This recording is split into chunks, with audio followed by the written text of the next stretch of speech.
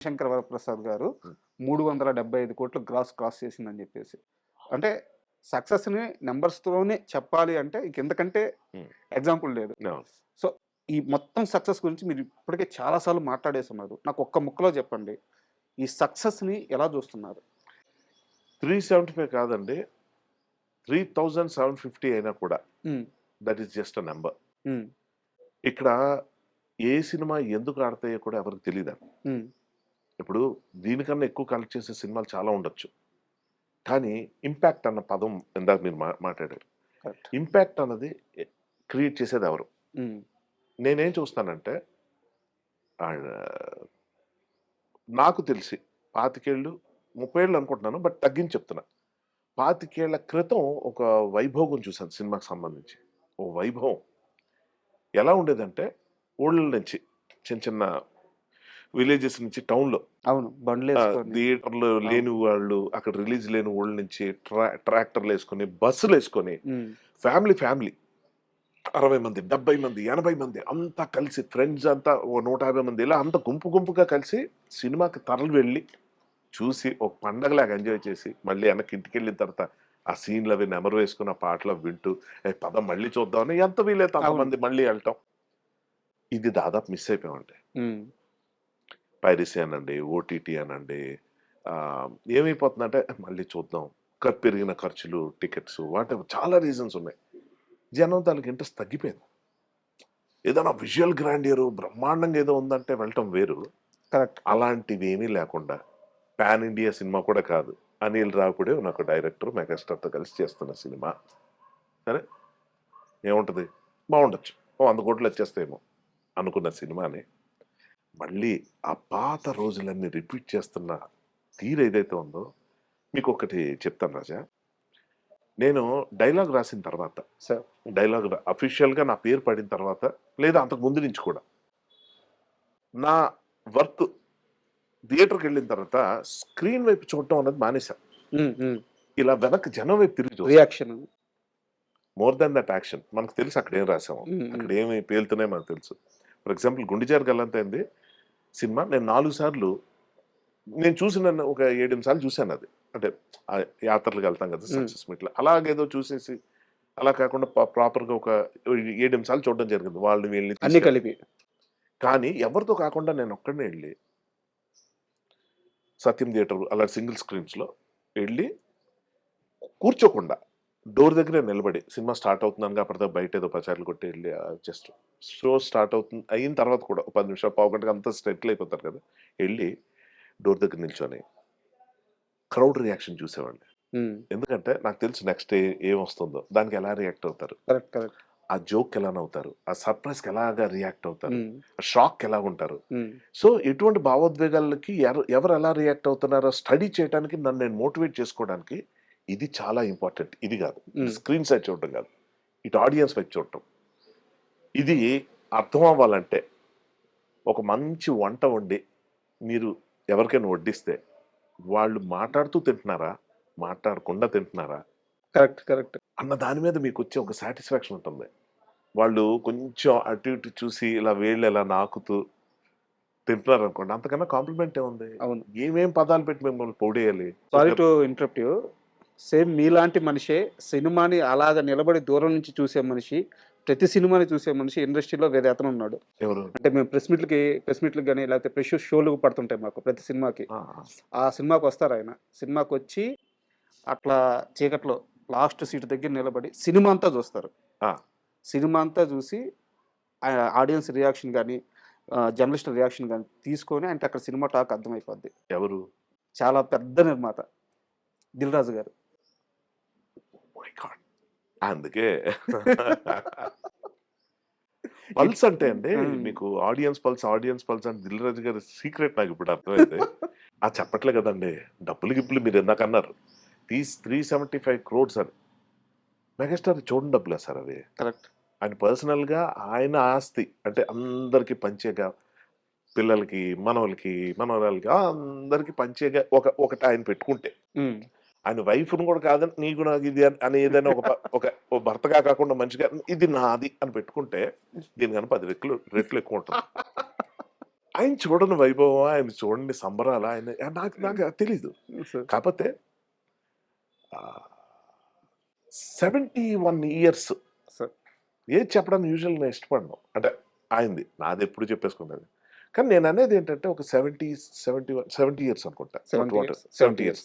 70 years దాటిన ఒక వ్యక్తి పొద్దున్న గంటన్నర సేపు heavy cardio, heavy weights training చేస్తూ, మళ్ళీ ఇంటికెళ్ళిన తర్వాత 45 మినిట్స్ స్విమ్మింగ్ చేస్తూ, చాలా మితంగా తింటూ, హ్మ్.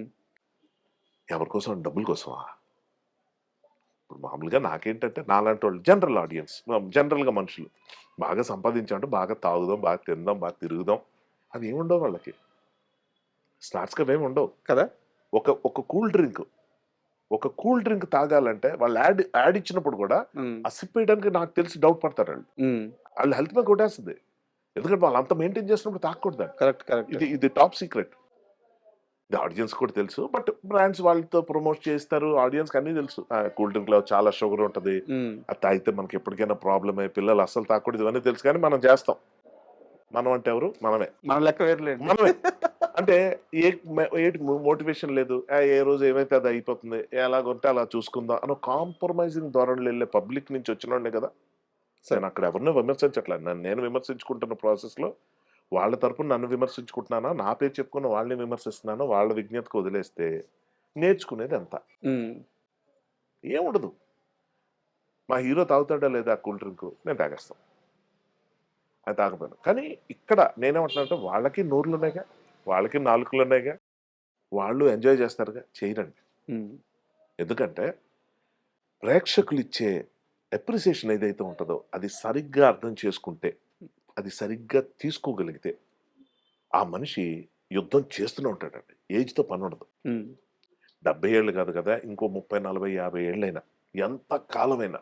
సార్. సో, పబ్లిక్ రియాక్షన్ అదేదైతే ఉందో అది ఇంపార్టెంట్ అండి. ఈరోజు వచ్చే నంబర్స్ నా వరకు నేనే 'చిరంజీవి గారికి 500,00,00,000 వచ్చాయంట' ఒక సినిమా అన్నామనుకోండి. 500,00,00,000 కాదు. ఒకప్పుడు ఒక 10,00,000 పెడితే 50,00,000 వచ్చేవండి. సార్. ఫర్ ఎగ్జాంపుల్ ఆ రోజుల్లో నేను పాత రోజుల్లో చెప్తున్నాను. 50,00,000 ఆ రోజు 10,00,000 అంటే ఎంతో తెలుసా వాల్యూ? ఇప్పుడు మనం ఒక ఫ్లాట్ కొనాలంటే ₹1,00,00,000 అనుకోండి ఇప్పుడు. సార్. అప్పుడు 15,000 ఎంతో ఉండేది. ఆ! ఆ రోజుల్లో ₹1,00,000 అంటే ఎంత? 10,00,000 పెట్టి సినిమా తీస్తే ఎంత? 50, 80, 90 లక్షలు వచ్చేస్తే ఎంత? ₹1,00,00,000 వస్తే ఎంత? ఆయన రికార్డ్స్ ఒకసారి చూడండి. అవును. కరెన్సీ వాల్యూస్‌ని చూడండి సార్. నేను అనేది అది. ఈరోజు మనకి 5,000,00,00,000 ఒక సినిమా సంపాదిస్తుందంటే, ఆ రేషియోతో పోల్చుకుంటే అప్పట్లో అలాంటి సంపాదనలు అప్పుడు వచ్చేసాయి. నేనొచ్చిన బ్యాక్‌గ్రౌండ్ నుంచి అంత నాకు సినిమా సర్కిల్ లేదు అప్పట్లో ఊళ్ళో ఉన్నప్పుడు. సార్. నా ఫ్రెండ్ వర్మ అని ఒక ఫ్రెండ్ ఉన్నాడు. లింగరాజు వర్మ అని. వాడిదేంటంటే వాళ్ళ బావ వాళ్ళకి సినిమా హాల్ ఉండేది. సో, మాకు మొదటి రోజు కుర్చీలతో కూడా పని లేదు. హ్మ్. మాకు ఫ్రీ ఎంట్రీ ఉండేది. ఆ మెట్ల మీద కూర్చొని సినిమా మొదటి రోజు మార్నింగ్ షో చూసేయాల్సిందే. వాడి గురించి చెప్పాను. సార్ నాకు తెలిసి ఒక 50, 60 సినిమాలు అంటే అన్ని కాకపోయినా 30, 40 సినిమాలు మొదటి రోజు మార్నింగ్ షో చూపించిన వ్యక్తి సార్ వాడు హ్మ్. అని చెప్తూ మసూరి షూటింగ్‌లో ఉన్నప్పుడు. 'స్టాలిన్' సినిమా అప్పుడు 'పరారే పరారే' షూటింగ్ అవుతున్నప్పుడు నేను ఆ సాంగ్ రికార్డ్ చేసి వాడికి పంపించాను సార్. అన్నయ్యతో ఉన్నానని. కానీ నా కోరిక ఎప్పుడైనా మీతో మాట్లాడించాలని ఇంతే అన్న. కలిపి నంబర్ అన్న. బా నేను అవతలోళ్ళు ఎలా మాట్లాడతారో తెలీదు. 100 ఉంటాయి ఇక్కడ. అవును. అవునవును. ఇప్పుడు వాడు ఎవరో మిమిక్రీ చేస్తున్నాడు అనుకోని ఏదైనా అంటే చెప్తున్నా అవన్నీ పక్కన పెట్టండి. వాడు ఏదో అనకుండా మాట అనేసాడు అనుకోండి. కరెక్ట్. ఇప్పుడు ఫ్యాన్‌గా ఏదో ఒకటి అనేయొచ్చు. సార్ పాన్ ఇండియా సినిమా చేయండి సార్. లేకపోతే హ్మ్. ఏదో అవును. అవును. అవును. అంటే ఫాన్స్ తెలియకుండా ఏది పెడితే అది మాట్లాడేస్తారండి. సో, నాకు భయం. అంటే మా వర్మ అలాంటోడు గాదు. హ్మ్. బట్ ఈయన ఒకసారి నేను వాడికి ఫోన్ చేశానండి. స్పీకర్ ఆన్ చేశాను. "అరేయ్! ఒక విషయం చెప్తాను. నేను ఇలా పలానా" ముందు చెప్పేయాలి. ఆ! అవునవును. లేపోతే ఏదో మిమిక్రీ అనుకోని ఎవడ్రా అది ఏమన్నా అవును. సిట్యుయేషన్ ఆ! చెప్పేయాలి. చెప్పి ఆయనకి ఫోన్ ఇచ్చా. ఇస్తే వీడు ఫస్ట్ నేను మెగాస్టార్ దగ్గర వాడికి తెలుసు నేను హ్మ్. షూటింగ్ మెగాస్టార్ దగ్గర ఉన్నానురా. అన్నయ్య ఒకసారి నీతో మాట్లాడతా అన్నారు. నీ గురించి చెప్పాను. ఊరికే ఒక్కసారి ఒక 30 సెకండ్స్ హాయ్ చెప్పా. ఇచ్చా. ఒక 2 నిమిషాలు మెగాస్టార్ మాట్లాడుతున్నాడండి. ఆ! వాడు ఊ కూడా లేదు. మధ్యలో అక్కడ సార్ ఏంటి వర్మ గారు? ఈయన ఊరుకుండొచ్చు కదా! ఈయన కూడా ఈయన చేసిన పనులు ఎలా ఉంటాయో చెప్తా. అప్పటికి పొంగిపోతున్నాను నేను. ఏం అదృష్టారా వాడిది. నన్ను మించిన అదృష్టం కదా! కదా! డైరెక్ట్ మెగాస్టారే వర్మకి ఒకసారి ఫోన్ చేయండి. అవును. అరే ఇలా అన్నారా అంటే అది నమ్ముతాడులే తెలియదు, తర్వాత చెప్దాం. అరే ఇలా నీకు ఫోన్ ఇస్తున్నా మాట్లాడంటే వాడు సార్ సార్ ఆ? అలాగుంది వాడిది. ఆఫ్ కోర్స్ అలాగే ఉంటుంది ఎవరిదైనా అట్టాగే ఉంటుంది. ఎవరిదైనా. ఈయన మీ గురించి చాలా బాగా చెప్పారండి. హర్ష మంచి ఆర్టిస్ట్, నాకు బాగా క్లోజ్ అయిపోయాడు, మంచి ఫ్రెండ్స్ అంట కదా మీరు, ఆల్ ద బెస్ట్ అది ఇది అంతా. సార్ సార్ సార్ ఎప్పుడైనా హైదరాబాద్ ఇది చూడండి, ఇక్కడ ఇది చూడండి, ఎప్పుడైనా హైదరాబాద్ వచ్చినప్పుడు మా ఇంటికి రండి, లంచ్కి వస్తే మనం లంచ్ చేద్దాం. ఓకే పడిపోయి ఓకే, ఉంటాడు. పెట్టు. నేను తీసుకున్నాను. ఎందుకన్నారు సార్ ఆ మాట? నేనేదో ఒకసారి మాట్లాడితే బాగుంది అనుకున్నాను. నేనేం తప్పేమన్నాను. మీ ఇంటికి రమ్మన్నారు లంచ్ గారు నిజం అనుకుంటాడు. నిజంగా ఊరుకోండి సార్, ఈ సినిమా అయిపోయిన తర్వాత మిమ్మల్ని లైన్ కలవడానికి కష్టం అయిపోద్ది. ఇప్పుడు వాడేమనుకుంటాడు, వీడు నన్ను తీసుకెళ్ళట్లేదు అనుకుంటాడు. నేను ఎక్కడ చెప్పాను సార్, మనస్ఫూర్తి మీరు ఆయనకి పెద్ద విషయం కాదు అది, సార్ కానీ నిజంగా గుర్తుంటుందా ఉమ్. ఉండదా? నేను చచ్చిపోతాను సార్ ఆడితో అంటే